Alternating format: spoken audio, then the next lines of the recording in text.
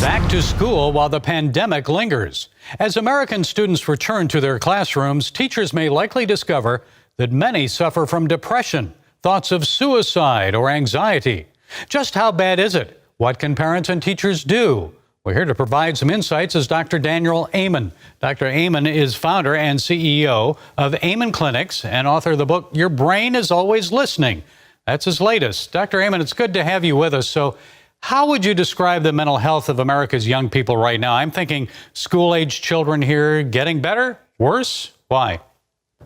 Oh, no, it's dramatically worse. Brand new study came out showing that depression has doubled, that 1 out of 4 children are struggling with depression, and 1 out of 5 children is struggling with an anxiety disorder. It was already at epidemic highs before the pandemic, but has just taken it to another level.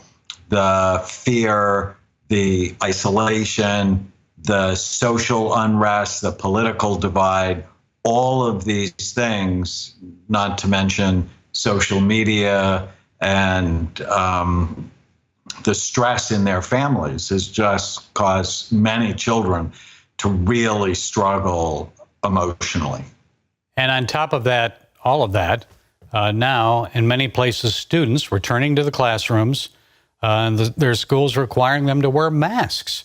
If schools don't have enough cliques as it is, now there are concerns from some people that we're creating snitches. You know, I'm better than you because I'm wearing a mask and you're not. Or snitches, you're not wearing a mask. Teacher, what effect do masks have on learning, socialization, and mental health? Well, it's a double-edged sword. Masks, in one way, honor the fact that we're in a pandemic and that I'm not going to give my virus to you or the germs. I mean, you just have to take a microbiology class in medical school to realize, I mean, germs really do get passed from person to person. On the other hand, masks prevent us from reading social cues, that you don't get someone's whole face, and our genes are programmed to see people wearing masks as bad guys, as trouble. So it's a double-edged sword. Yes, when you and I were younger, the bad guys wore the mask. Someone going in to rob a bank or something like that. Now it's okay to go into a bank with a mask.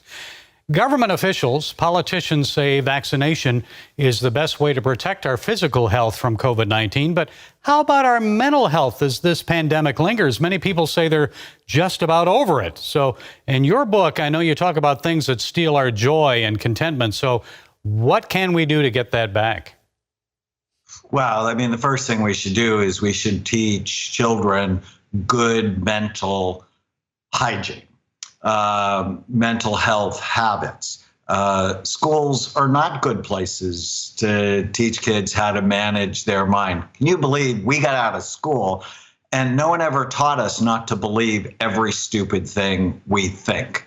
So mental discipline. And I wrote this at the beginning of the pandemic. Mental hygiene is just as important as washing your hands. Whenever you feel sad or mad or nervous or out of control, write down what you're thinking and ask yourself whether or not it's true, if you absolutely know that that's true. So learning to direct your mind in a healthy way, in a positive way, is just so helpful that no one ever taught us. I was like 28 years old before someone ever told me, you know, you really don't have to believe every stupid thing you think. And of course, the power of positive thinking. Remember that one. Okay, Dr. Daniel Amen, founder and CEO of Amen Clinics, author of the book, Your Brain is Always Listening. Thank you for sharing your time and expertise. We appreciate it. Thanks so much, Gary.